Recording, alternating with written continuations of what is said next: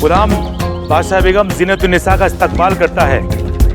बादशाह सलामत की ख्वाहिश है कि उनकी सबसे अजीज बेटी फौरन से पेशतर आकर उनसे मिलें। हिंदुस्तान के बादशाह आलमगीर औरंगजेब आपके मुंतजिर हैं। बादशाह सलामत से कहिए उन्हें इंतजार करना होगा। पहले हम अपने बेटे शाहू जी से मिलेंगे।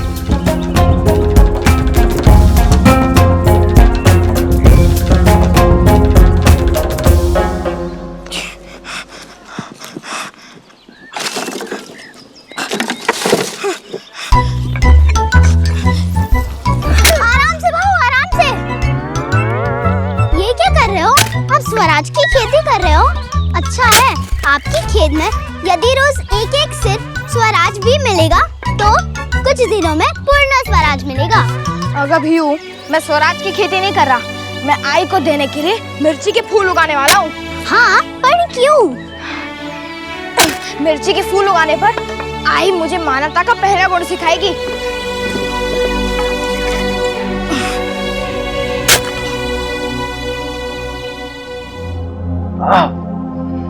जल रहा है,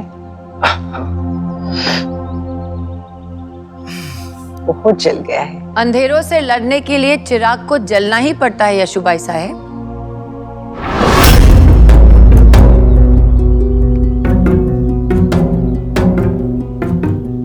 नमस्कार ज़ीनतुन्निसा बेगम। आदाब। आइए।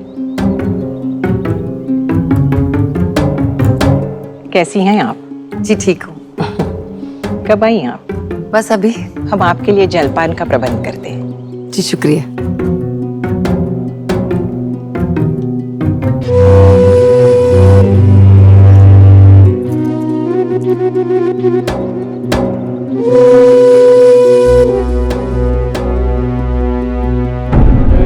तो आपको हमारा ख्याल आ ही गया। आता वो है जो कहीं गया हो। माँ के दिल से बेटे का ख्याल कभी नहीं जाता।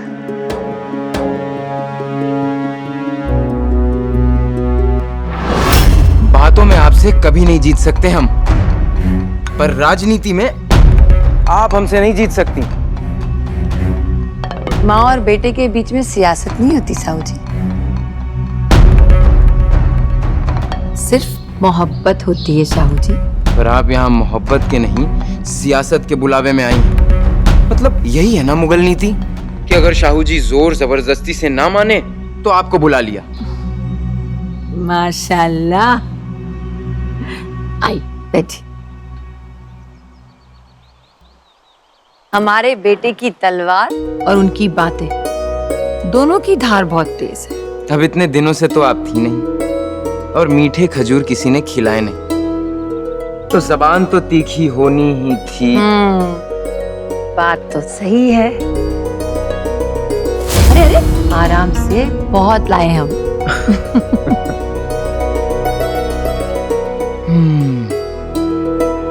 वर्षों से ना इनकी मिठास बदली है और ना आपकी। बचपन से यही मीठे खजूर खिला खिला कर न जाने आपने कितनी कड़वी यादें भुला दी। पर अब हम बच्चे नहीं रहे, बड़े हो गए हैं और अब ये खजूर खा के आपकी मीठी मीठी बातों में नहीं आएंगे। विवाह प्रस्ताव के लिए हाँ नहीं कह सकते।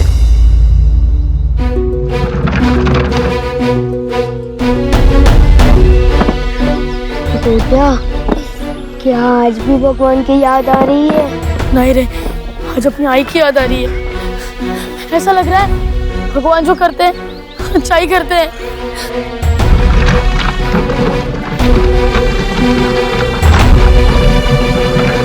मुझसे दृश्य देखा नहीं जा रहा, मैं पाठशाला जा रहा हूँ।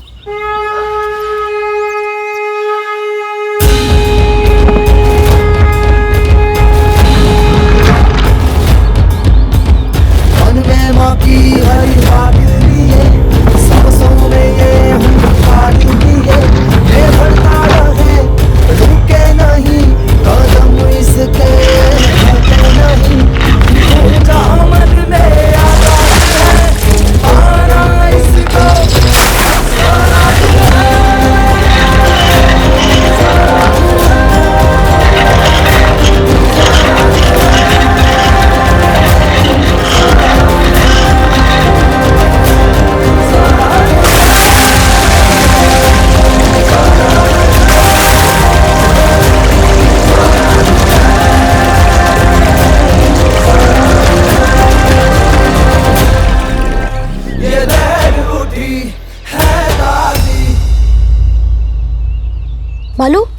तो इतना दुखी क्यों है? तुझे तो प्रसन्न होना चाहिए। बाजी तो चला गया ना, कम से कम इन मिर्ची के पकौड़े का आनंद तो ले। मिर्ची तीखी तो होती है, पर खाने में आनंद भी इसी से आता है। असली बाजी तीखा तो था, पर मेरे जीवन में आनंद भी उसी से था। अब उसको बिना मिर्ची लगाए मेरा दिन ही पूरा नहीं होता।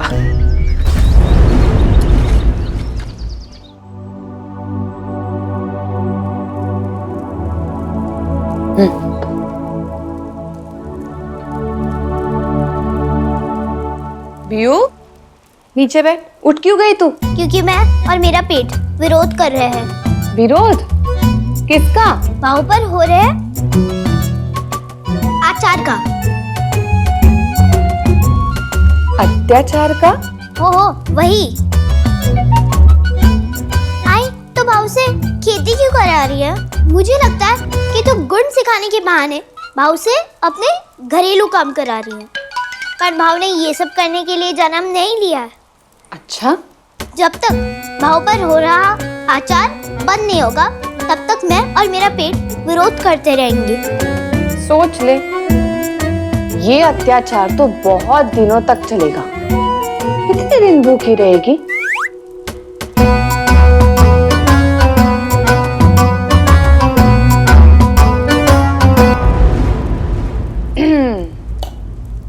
तेरा जो मन आए कर।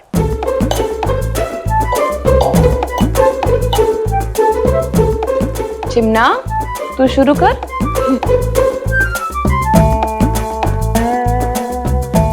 कैसा है? बहुत अच्छा है। आई पहले उत्तर दे कि भाव के साथ ऐसा क्यों कर रही है? भी आई कभी कोई काम सीधा नहीं करती। आम तोड़ने बेचती हैं तो स्वाभिमान सिखा देती हैं। साहस सिखाने के लिए स्वयं मारूभूमि में कूद जाती हैं। तो तू मिर्ची के फूल उगवा कर क्या सिखा रही है? तेरा भाव सीख जाएगा ना तो तू खुद समझ जाएगी। अब विरोध बंद करके खाना खाएगी? बस खाली।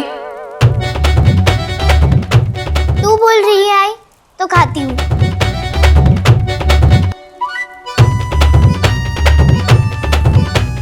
मेरे पेट ने विरोध करना बंद कर दिया, पर मैंने नहीं। पर मैं विरोध करते रहूंगी। बरं।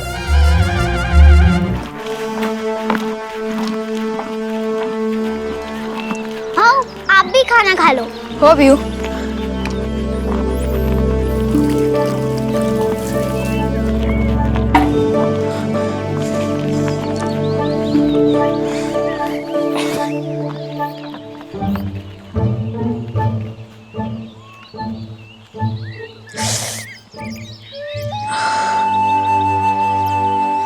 भाऊ, आपको अच्छा मनुष्य बनाने के लिए आई स्वयं कितनी बुरी बन गई है। ऐसा नहीं बोलते भी हूँ। अब बस जल्दी से पौधे उग जाए तो मैं मेरा पहला पाठ पूर्ण कर लूंगा। कैसे कर सकते हैं साहू जी? आपका तो निकाह हो चुका है। हमारा निकाह? हाँ। कब? अपने वतन से, उसकी आजादी से और मराठी स्वराज से। वो तो है। बादशाह बेगम, आप शहंशाह औरंगजेब की सबसे चहेती बेटी हैं। फिर आप हमारा इतना समर्थन क्यों करती हैं? क्योंकि हम हमारे अब्बा शहंशाह औरंगजेब से मोहब्बत करते हैं, उनकी सियासत से नहीं। शहंशाह मुल्क के लिए तलवार भी होता है और तहजीब भी। अगर सिर्फ तहजीब हो तो तलवार से कटना पड़ता है, और अगर सिर्फ तलवार हो तो तहजीब से झुकना पड़ता है। पर अफसोस कि शहंशाह औरंगजेब सिर्फ तलवार बनकर रह गए।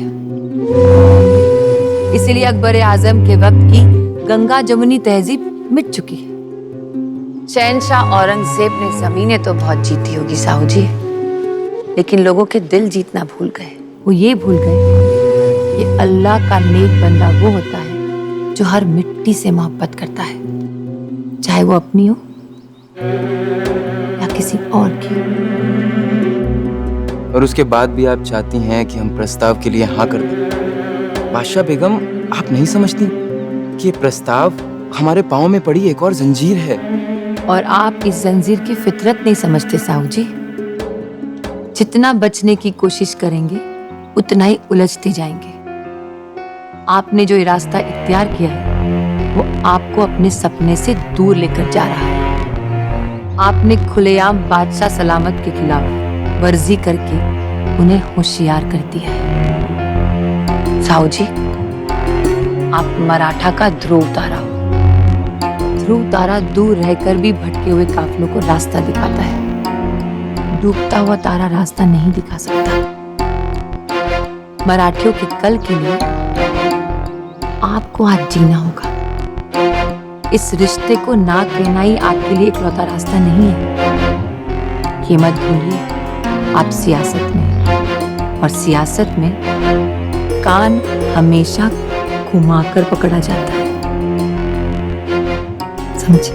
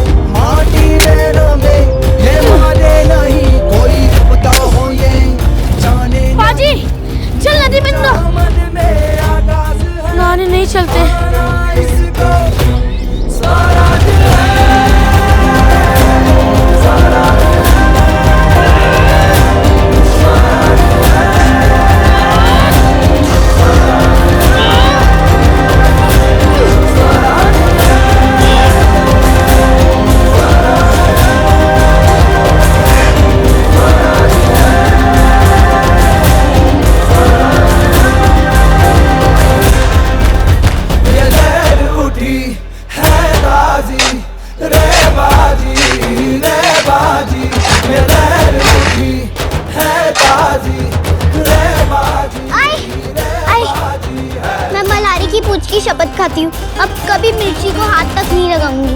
भाव को ऐसे देखा नहीं जाता।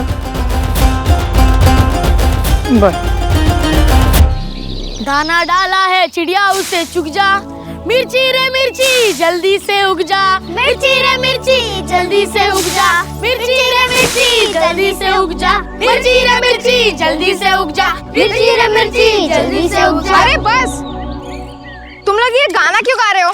हम गाना क्यों गा रहे हैं? हम गाना क्यों गा रहे हैं? हम गाना क्यों गा रहे हैं? हम गाना क्यों गा रहे हैं? हम गाना क्यों? हाँ, हम गाना इसलिए गा रहे हैं क्योंकि संगीत से पौधे जल्दी बढ़ते हैं।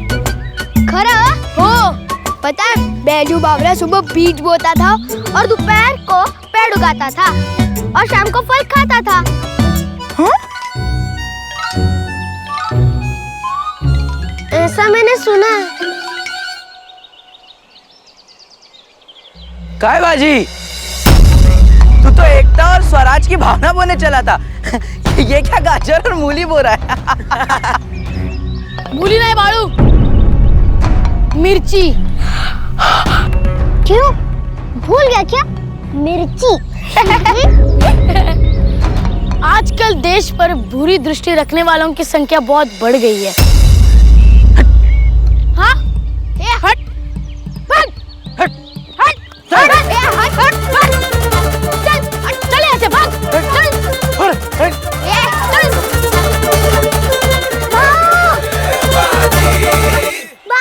क्या हुआ भीऊ?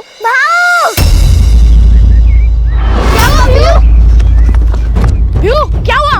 गोटिया भाव का संगीत काम कर गया। वो देखो, पौधा उग गया। मेरा संगीत, मेरा संगीत, मेरा संगीत, सच्ची।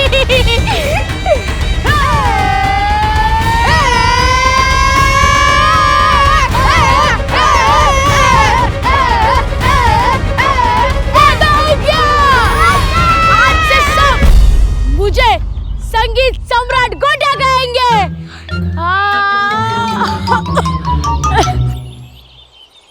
अब बस जल्दी से फूल आ जाए। धीरे धीरे रे माना, धीरे सब कुछ होए। माली सींचे 100 घड़ा, ऋतु आए फल होए। फल नहीं चाहिए चंदा बाऊ, फूल चाहिए, फूल। हे महादेव, बस जल्दी से फूल खिला दीजिए। पता है सब कुछ धीरे धीरे होता है, पर धीरे धीरे सीखने के लिए मेरे पास अधिक समय नहीं है। जाओ बकरियों, उजाड़ दो बाजी का खेत। जाओ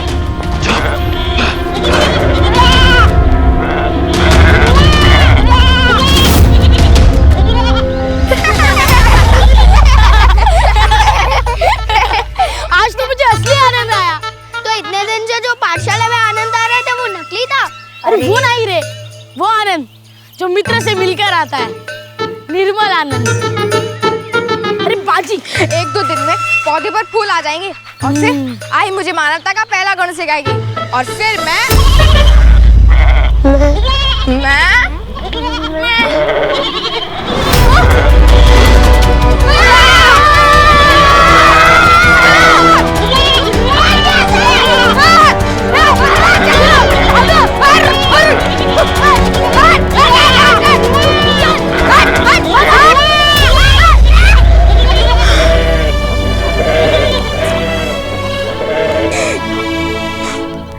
बाऊ, बकरियों ने सब नष्ट कर दिया।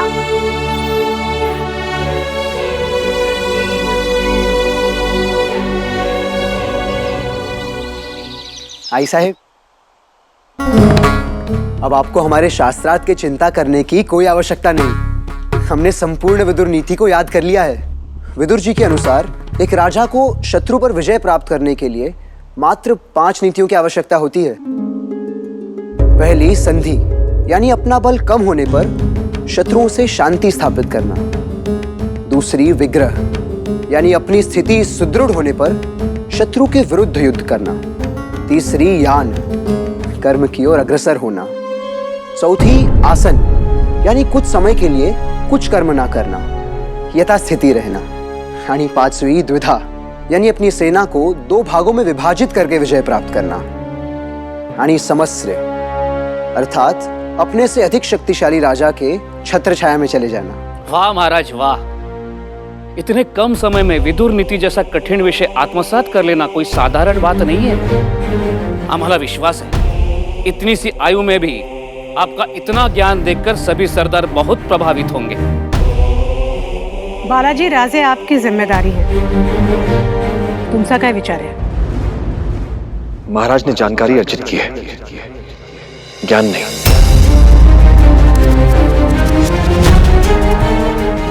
क्षमा करा रानी साहब, शास्त्र तो तोते भी कंठस्थ कर लेते हैं। शास्त्र को याद करना एक बात है और अपने जीवन में उतारना दूसरी। महाराज की असली परीक्षा तो तब होगी जब ये इस शास्त्र को अपने जीवन में उतारेंगे। हम आपकी बात से सहमत हैं। अब राजे की परीक्षा लीजिए।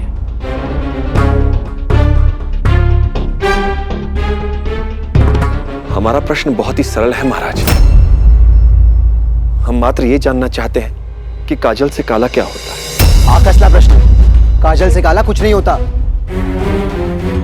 काजल से काला कलंक होता है महाराज। काजल आंखों से हट जाता है और कलंक माथे से जीवन भर नहीं हटता। यदि गुड़ी पाड़वा में आप सरदारों के आगे अयोग्य सिद्ध हुए तो जीवन भर ये कलंक आपके साथ रहेगा।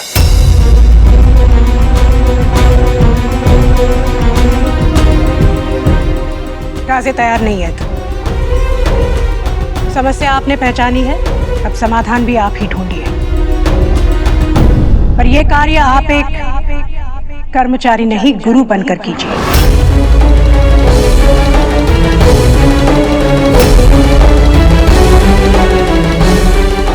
रानी साहब, इस समय हमारे पास मात्र एक ही उपाय है। काय?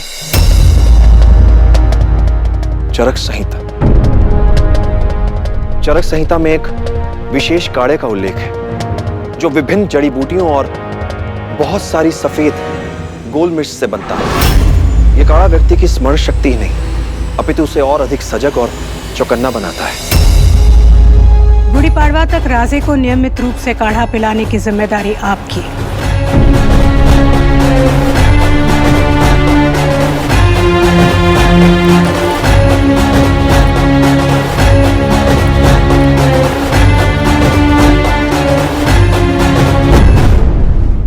बालाजी, हमें पता है आप ये सब हमसे बदला लेने के लिए कर रहे हैं। आणि मैं मिर्ची बिल्कुल नहीं खाऊंगा, सांगून ठेव तो। आपको खाने की आवश्यकता भी नहीं है महाराज, आप बस वो कीजिए जो हम कहें। अब रानी साहब ने हमें आपका गुरु नियुक्त किया है, तर गुरु की बात तो माननी ही पड़ेगी।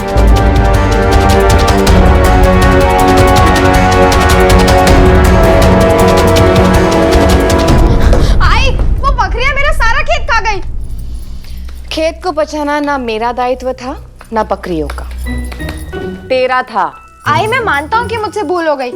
पहला पार्ट मैं लगभग पूरा कर ही चुका था। पौधे उगा लिए थे, कली भी खिल गई थी, फूल तो बस आने ही वाला था, कल तक अवश्य आ जाता। इतना प्रयास किया आई, कम से कम पहला गुण तो सिखा दे। फल प्रयास से नहीं मिलता बाजी, प्रयास के सफल होने के बाद मिलता है। अब तुझे भी तेरी मेहनत का फल तभी मिलेगा जब तू मुझे मिर्ची का फूल ला के देगा। आई भगत ना, मैंने कितना श्रम किया, मिट्टी तैयार की, पौधे बोए, सिंचाई की। अब ये सब दोबारा कैसे करूं आई? गुड़ी पाड़वा आने वाला है, अब तक तो मैंने पहला गुण भी नहीं सीखा, पूरे 7 गुण कैसे सीखूंगा आई?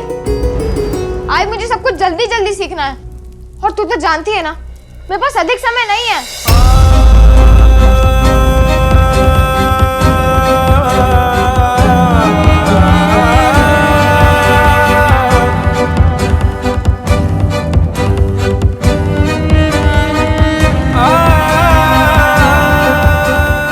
इसे जल्दी से खा ले, फिर मैं तुझे पहला गुण सिखाती हूँ।